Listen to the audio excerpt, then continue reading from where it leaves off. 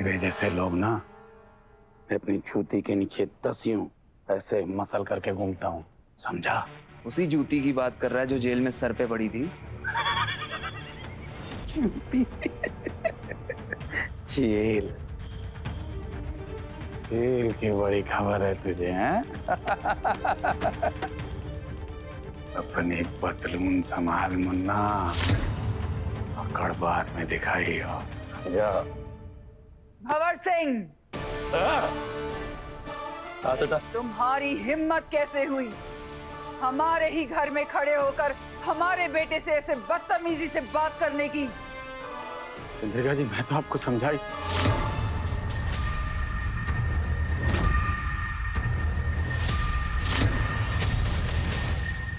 एक शब्द और नहीं तो हम खुद तुम्हें धक्के मारकर घर से बाहर निकलवाएंगे।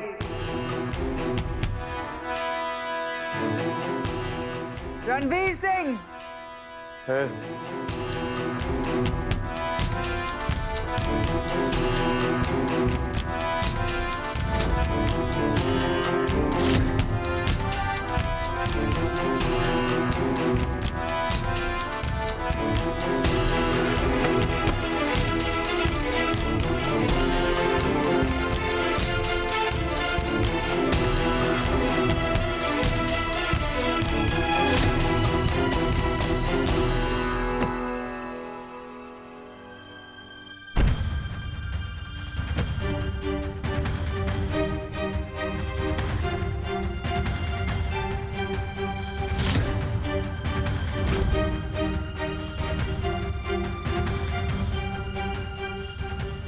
सिंह साहब, काम हुआ?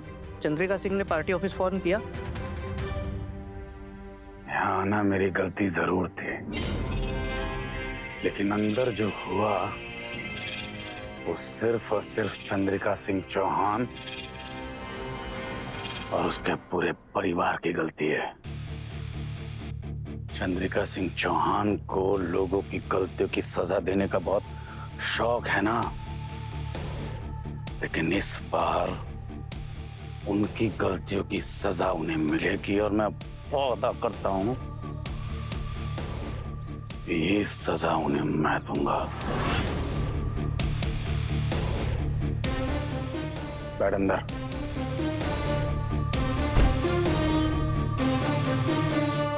ऐसे तो हमारे दिमाग में खुराफात पे खुराफात आते रह गए, लेकिन आज जब हमारे को जरूरत है तो दिमाग ही ना चल रहा। भाभी सा की सजा से मैं कैसे मुक्ति पाऊं, कैसे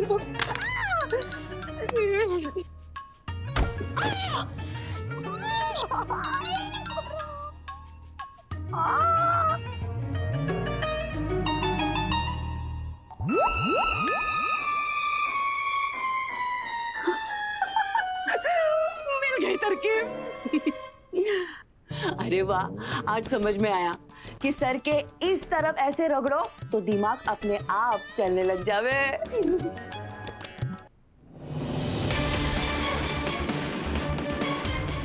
हेलो,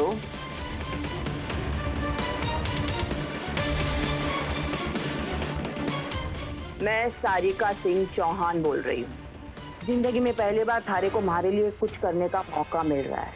बड़े खुश नसीब हो तुम, इसलिए मैं जो बोल रही हूँ ध्यान से सुनो।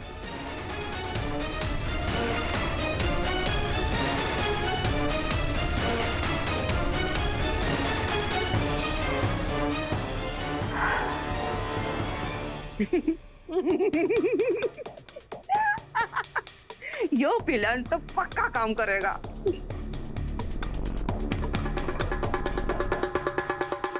और तुम जो हमारे ब्यूटीफुल चेहरे पर 3 दिनों से डेरा डाले बैठे हुए हो, आज ही के आज दफा हो जाओ, नहीं तो साबुन के झाग में भिगो भिगो कर मैं थारा सत्यानाश कर दूंगी, समझे?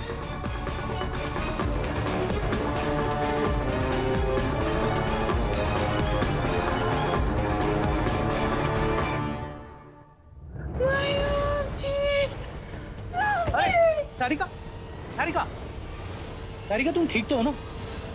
मैं डॉक्टर को बुलाता हूँ।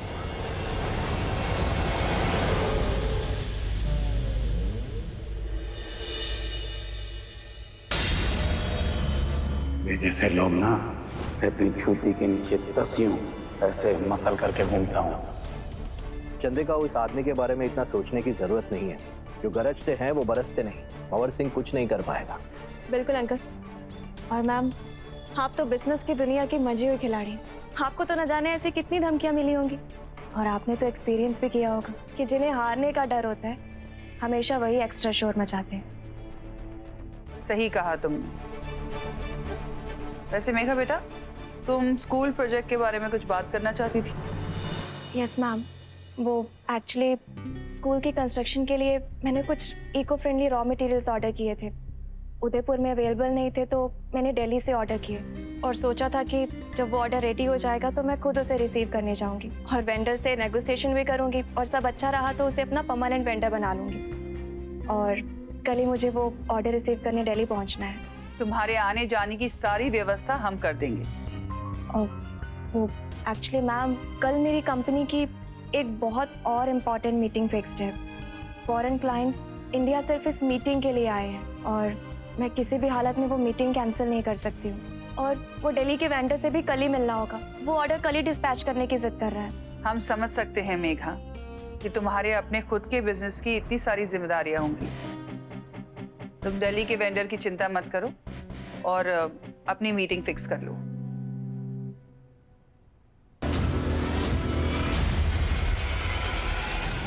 मां साहब भंवर सिंह आया था। मुझे उसके बर्ताव के बारे में पता चला।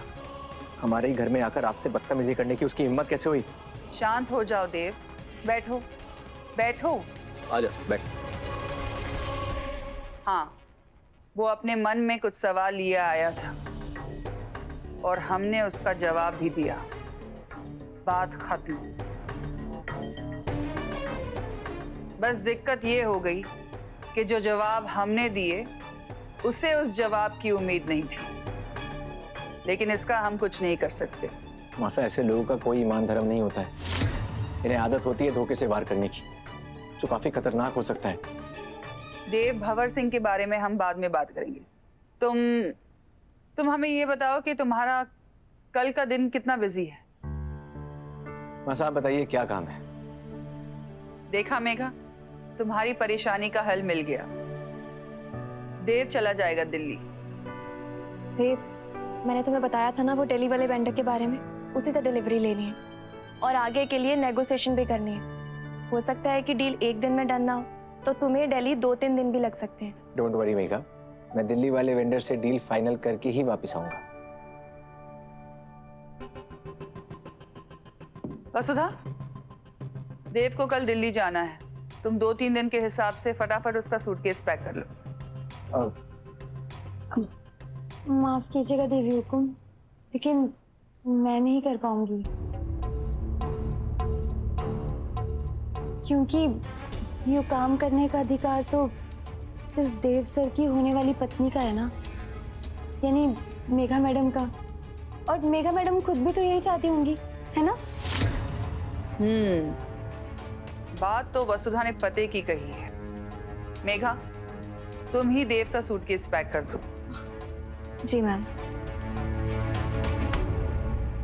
वसु ने इतना ऑडली क्यों बिहेव किया? उसने मेरा काम करने से मना कर दिया, पर क्यों?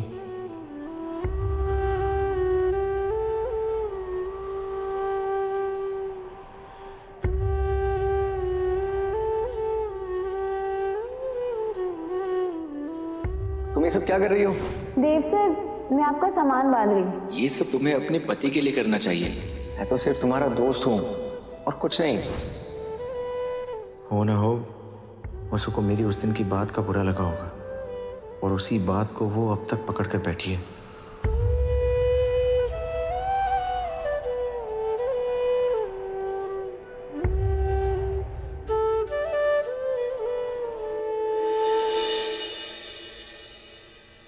पाकिज़ा सुबह तक तो ठीक थी, अब क्या हुआ काकू?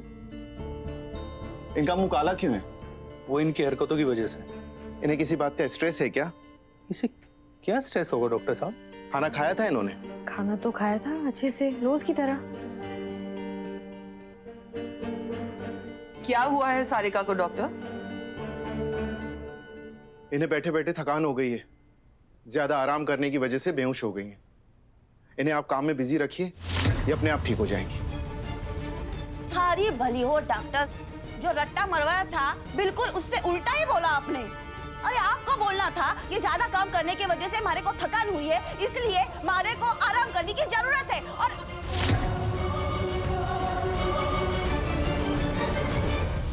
मैडम, ये चंद्रिका सिंह चौहान है, मैं इनके सामने झूठ नहीं बोल सकता।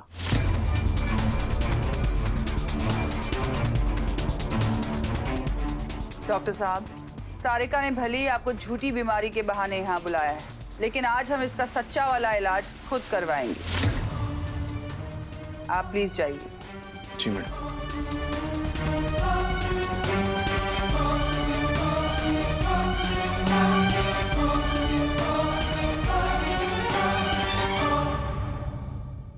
एक गलती की सजा पूरी भी नहीं हुई और तुमने दूसरी गलती कर दी। अब इसकी भी सजा मिलेगी।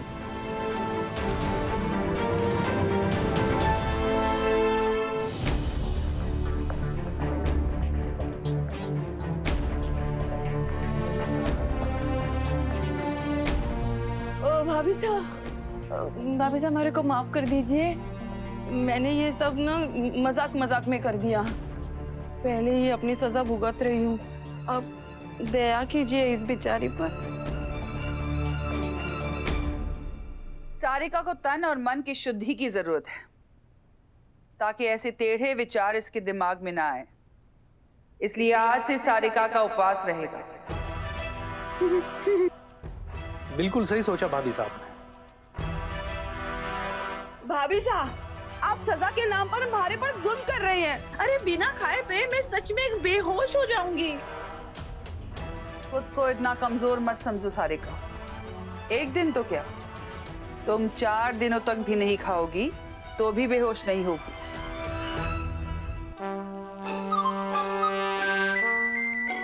दिव्या जी, डिनर में दाल बाटी चूरमा खाते हैं, क्या कहते हो? ठीक है।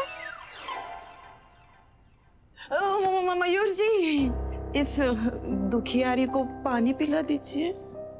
तुम्हारे हाथ पैर सलामत है ना? खुद ले आओ।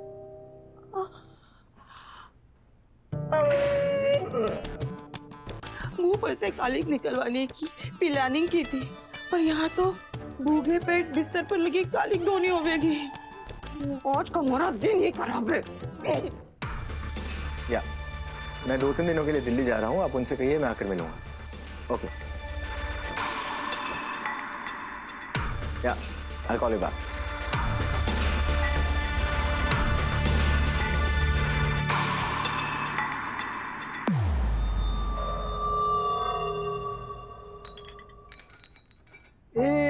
एक मिनट मेघा, ये तुम क्या कर रही हो? सूटकेस ऐसे पैक करते हैं? तो और कैसे पैक करते हैं? तुम्हें सच में सूटकेस पैक करना नहीं आता? अरे नो स्ट्रेस, इतनी बड़ी बात नहीं है।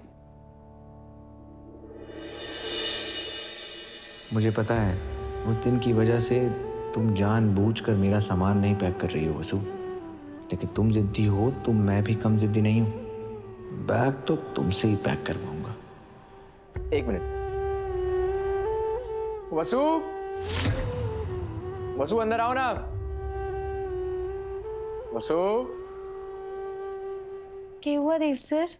वसु, मेरा बैग पैक कर दो ना। लेकिन मेघा मैडम तो कर रही है ना। हाँ देखो ना, मेघा को बैग पैक करना नहीं आता, कैसे सब उल्टा सीधा लगा है, तो तुम जल्दी से सिखा दो ना। लेकिन चलो चलो मेघा इधर आओ। अब देखो, शादी के बाद तो तुम्हें ही मेरे सारे काम करने होंगे, तो बेटर होगा तुम वसु से अभी सीख लो। वसु, सिखाओ वसु।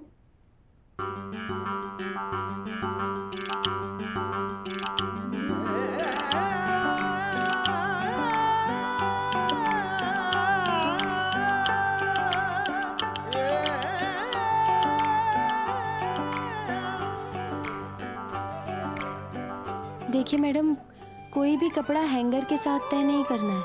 आप पहले इसका हैंगर निकाल दीजिए, उसके बाद इसकी तय लगाइए। देखिए, लीजिए, देखिए, पहले इसे देखिए, ऐसे कीजिए।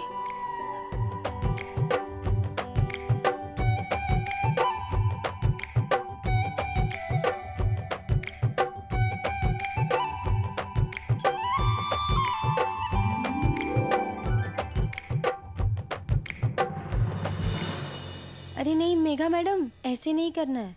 दीजिए, मैं दिखाती हूँ।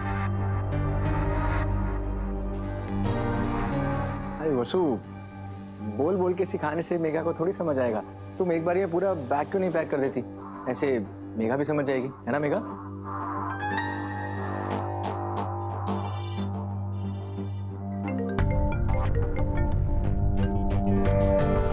हाँ मिस्टर सिन्हा, हाँ मैंने आपकी फाइल देखी। मैं ठीक करके लगाती जाती हूँ, आप देखते जाइए।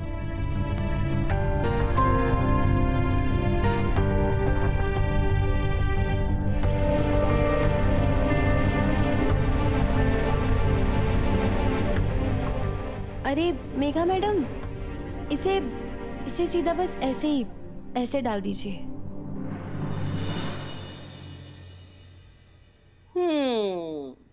हमारे को तो लगा था कि भाभी साहब चिराग लेकर जिस बहू रानी ने ढूंढ कर लाई है वो तो सर्वगुण संपन्न होवेगी। घर हो या ऑफिस, दोनों जगह के काम तो थारे बाएं हाथ का खेल होएगा। पर यहाँ तो थारे को नौकरानी से ट्यूशन लेनी पड़ रही है। आपने बिल्कुल सही कहा काकी साहब, मुझे अपने होने वाले पति के लिए तो कुछ भी करना नहीं आता है। पर चिंता किस बात की, वसु है ना, वो सब सिखाएगी और मैं सीखूंगी।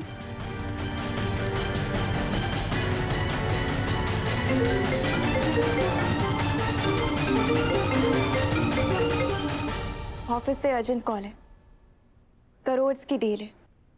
पर कोई बात नहीं वसु, अगर तुम्हारे पास बाद में टाइम नहीं है तो तुम अभी सिखा दो, मैं बाद में डील हैंडल कर लूंगी। वो क्या है ना, मेरे लिए देव से ज्यादा इम्पोर्टेंट और कुछ भी नहीं है। नहीं मेघा मैडम, आप अपना काम निपटा लीजिए, मैं यही रुकती हूँ। थैंक्स वसु, एक्सक्यूज मी।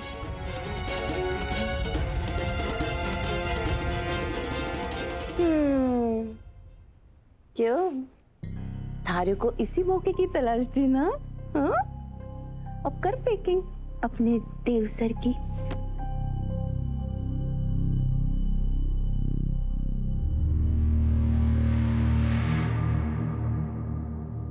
वसु, तुम ये क्या कर रही थी?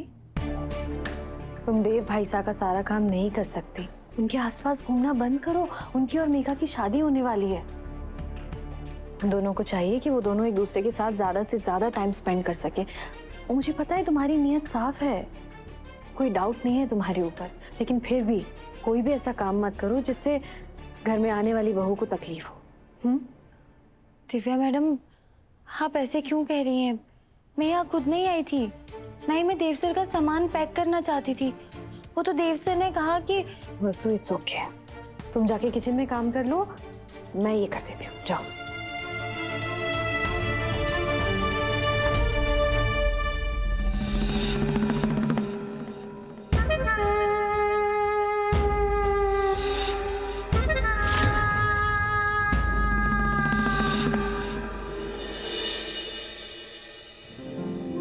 आप ये गाड़ी में रखवा दीजिए। आपने वसु को कहीं देखा क्या?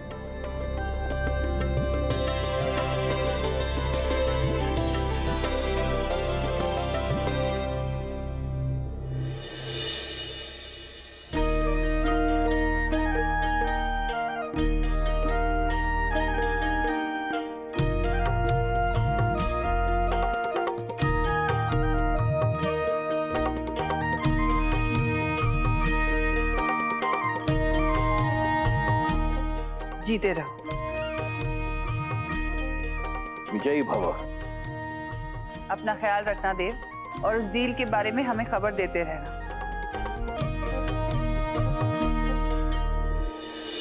माँ साहब चिंता मत कीजिए, मैं ये डील फाइनल करके ही आऊँगा। ये स्कूल आपका सपना है और आपका हर सपना मेरे लिए बहुत इम्पोर्टेंट है। और अब तो मेघा भी इस प्रोजेक्ट से जुड़ गई है, तो मेरे लिए इस प्रोजेक्ट की वैल्यू डबल हो गई है। हमें तुम पर पूरा यकीन है Dev. Best of luck. Thank you बाबा सर।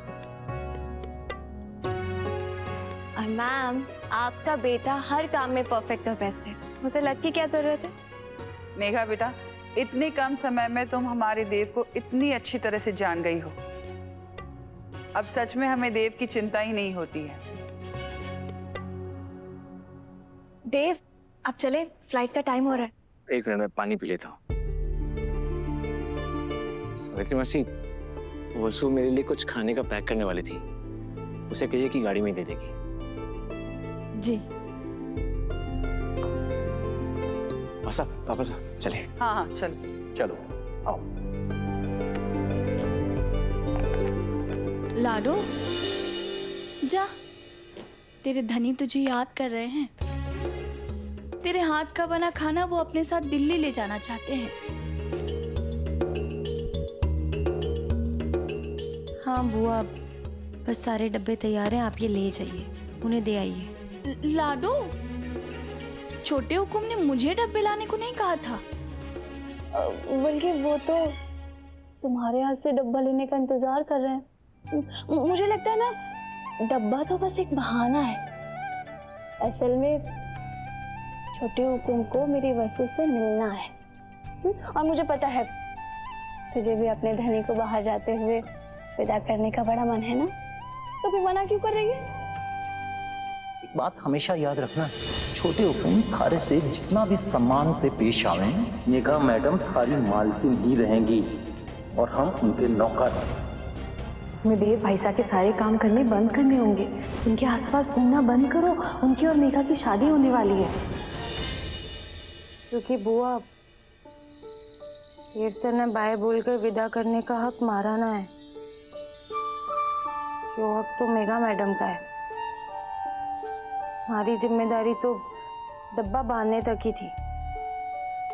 डब्बा देकर आना ये हमारा काम ना है, इसलिए आप जाइए और ये डब्बे आप ही उन्हें दे आइए। जाइए। लाडो, देख बेटा, घर से बाहर जाते वक्त किसी से नाराज नहीं होते बेटा। बुआ, आप जाइए, जल्दी से डब्बे देकर आइए। अगर आप ऐसे देर करेंगे ना तो कहीं ऐसा ना हो कि देव तो बिना डब्बे लिए चले जाए। जल्दी जाइए जाइए। मैं जानू देव सर, मैं जाते वक्त आपको प्यार से विदा नहीं कर पाई, लेकिन मैंने अपना सारा प्यार आपके खाने में घोल दिया है। अरे धनी,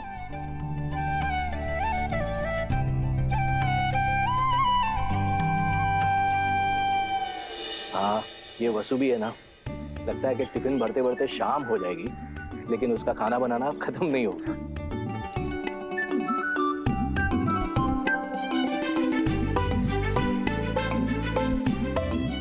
लो। छोटे हुकुम, वो वसु दोपहर के खाने की तैयारियों में व्यस्त है, इसलिए मैं आपके लिए डब्बे ले आई। ठीक है, आप गाड़ी में रखवा दीजिए। जी। देव, आई थिंक तुम्हें अभी निकलना चाहिए, टाइम हो गया है।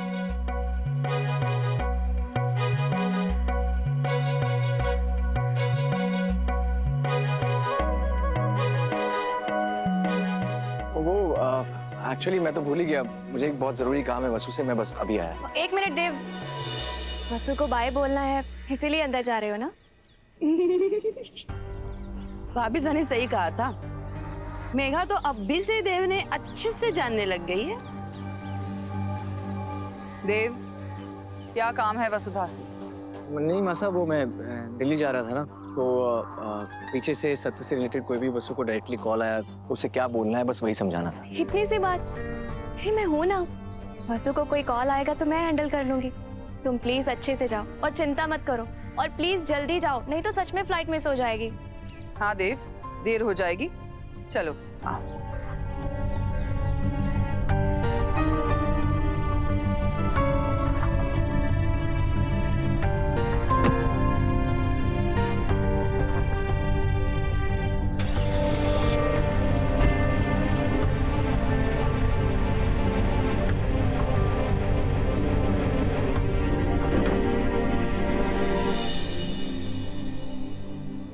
गुलकी, ऐसा ना पहली बार हुआ है कि देव सर शहर से बाहर गए हों और मैं उनसे मिलने भी नहीं गई। पता नहीं अब वो कब लौटेंगे। अब 1 दिन, 2 दिन, 3 दिन, उनका इंतजार करने के अलावा हमारे पास कोई चारा ही ना है। पता नहीं कब लौटेंगे। क्या हुआ गुलकी, तू भौंक क्यों रही है? थारे को ना बिल्कुल भी शांति ना है।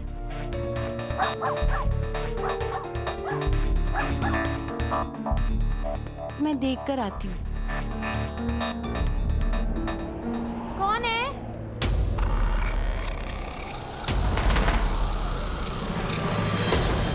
कौन है? कौन है?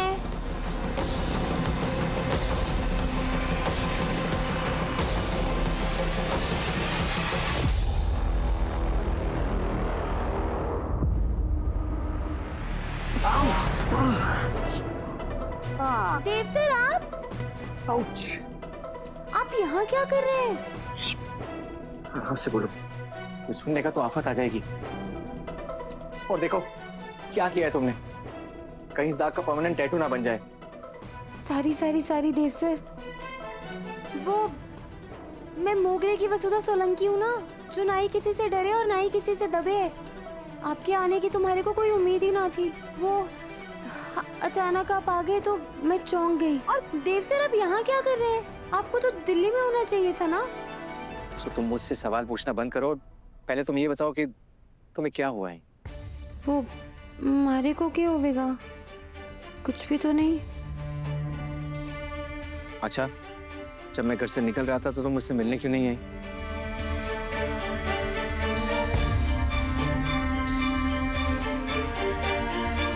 हमारे वहाँ होने की जरूरत ही क्या थी?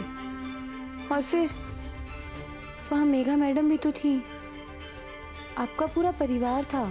आपके पूरे परिवार का क्या मतलब होता है वसु? मुझे तुम भी चाहिए थी।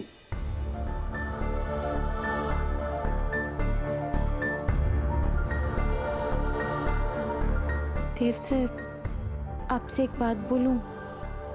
आप ना अपने हर काम के लिए बार बार मारे को मत बुलाया कीजिए। क्यों? तुम किसी बात से परेशान हो? मैंने तुम्हें कुछ कहा क्या? आप तो मालिक हैं, हमारे जैसे नौकरों को कुछ भी कह सकते हैं। वसु, फिर वही बकवास। वसु, मैंने तुम्हें समझाया था ना, तुम मेरे लिए नौकर नहीं, सिर्फ और सिर्फ मेरी दोस्त हो। और एक बात बताओ, अगर तुम हम सबको मालिक मानती तो क्या तुम अपनी जान दांव पर लगाकर मासा को बचाती, पापा को उस गाड़ी से बाहर निकालती, अभी और दिव्या की शादी हो जाए इसलिए सूर्या काकू से इतनी बातें सुनती? नहीं ना वसु, तुम हमारे घर की शक्ति हो, तुम हम सबकी जरूरत हो, मेरी जरूरत हो।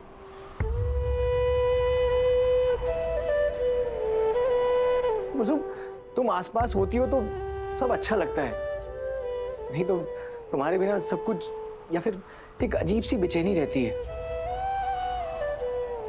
तभी तो तुमसे मिले बिना गया तो फ्लाइट भी बोर्ड नहीं कर पाया, और देखो वापस आ गया। मैंने अपनी फ्लाइट की टिकट रीस्केड्यूल करवाई ताकि तुमसे मिलकर पूछ सकूं कि वसु तुम मुझसे मिलने क्यों नहीं आई, क्या चल रहा है तुम्हारे मन में। तो हवाई जहाज की टिकट तो बहुत महंगी होगी ना, आपका नुकसान हो गया होगा ना? अरे दोस्त अगर बातचीत बंद कर दे तो और बड़ा नुकसान होता है। बताओ ना क्या हुआ है? मैं बिल्कुल ठीक हूँ देव सर, हमारे को सच में कुछ ना हुआ है। अब आप आराम से अपने मन पर बिना कोई बोझ लिए दिल्ली जाइए और तसल्ली से अपना सारा काम निपटा कर आइए। मैं कल मंदिर जाकर आपके नाम के ढोक भी लगाऊंगी। पिछले 26 सालों में मैंने पहली बार किसी से मिलने के लिए अपनी फ्लाइट मिस की है, और अपने ही घर में चोरों की तरह छुपते हुए आया हूं, और घर में इस बात की किसी को कोई खबर भी नहीं है। मैं तो यही सोचकर हैरान हूं कि मैंने ये सब कैसे किया।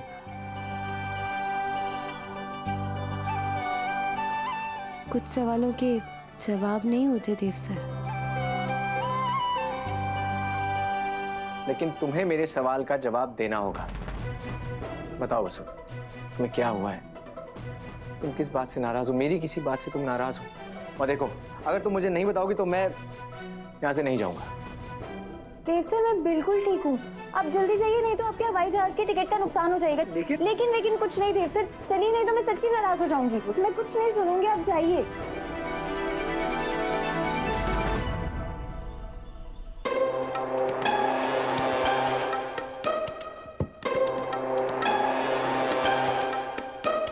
अरे रानी सा का राजा बेटा तो सबके पैर वैर छूकर कब का हवाई अड्डे चला गया था, तो ये वापस यहाँ क्या करने आए हैं, वो भी ऐसे चोरों की तरह।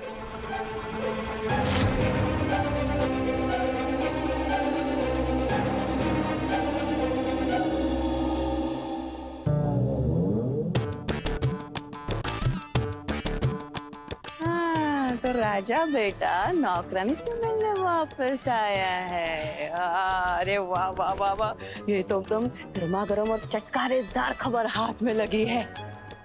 भाभी सा, आपने बड़े अकड़ के साथ मोरा मुंह काला किया था ना, अब देखना मैं कैसे आपसे इन दोनों तोता मैना का मुंह काला करवाऊंगी।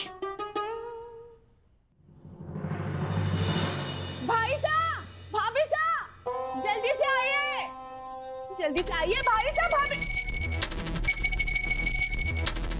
क्या है सारिका, क्यों घर के बाहर खड़ी होकर तमाशा कर रही हो? भाभी साहब, अब बात ही ऐसी है ना जो सुनकर आपके पैरों तले जमीन खिसक जाएगी और खड़े खड़े आपके सर पर आसमान टूट जाएगा। मुद्दे पे आओ सारिका। भाई साहब, मतलब कैसे बताओ, कहने को भी हमारे को संकोच हो रहा है। और भाभी साहब, इस बात में आप ज्यादा दिल पर मत लगा लीजिए। हाँ, वो योग कलयुग है और अभी थोड़ी देर पहले देवघर वापस आ गया था, वो भी सिर्फ वसुधा से मिलने।